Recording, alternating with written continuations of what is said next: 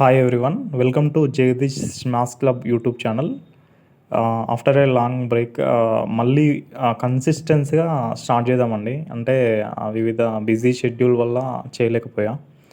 కానీ ఇక నుండి ఒక షెడ్యూల్ ప్రకారం మనము రోజు ఒక 3 షార్ట్స్ తోటి ట్రిక్స్ మొత్తం ఓవరాల్గా మ్యాథ్స్లో నేను సొంతంగా క్రియేట్ చేసిన ట్రిక్స్తో పాటు మొత్తం అర్థమెటిక్ని language orientation method plus concept రెండింటిని డీల్ చేద్దాం.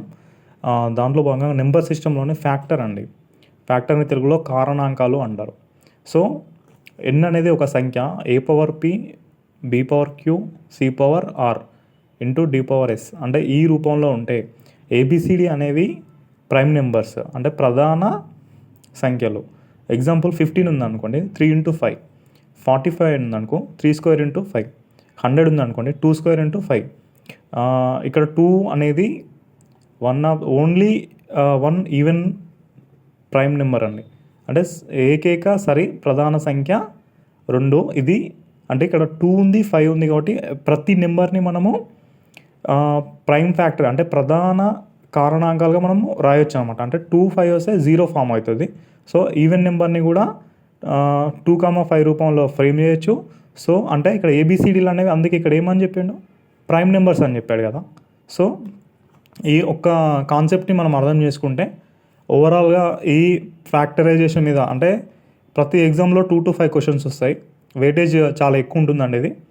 సో ఇక్కడ మనం ఎగ్జాంపుల్ చూద్దాం. ఒకటి finding the total number of factors of a number అంటే మొత్తం కారణాంకాలు ఎన్ని ఉన్నాయి అనే క్వశ్చన్ని మనకు అంటే total number of factors of a sum అడగట్లేదు, టోటల్ నెంబర్ ఆఫ్ ఫ్యాక్టర్స్ అడుగుతున్నాడు.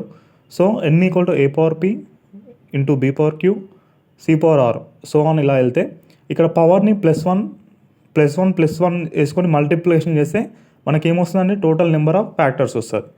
So total number of factors of ఒక క్వశ్చన్ 300కి టోటల్ నెంబర్ ఆఫ్ ఫ్యాక్టర్స్ని అడగాలంటే ఇదే ఎలా రాయొచ్చండి అంటే ఫస్ట్ మనం ఏ విధంగా రాసుకోవాలి 100 × 3 100 అంటే 25 × 4 కదా, 5² × 4 అంటే 2², 3ని 3^1.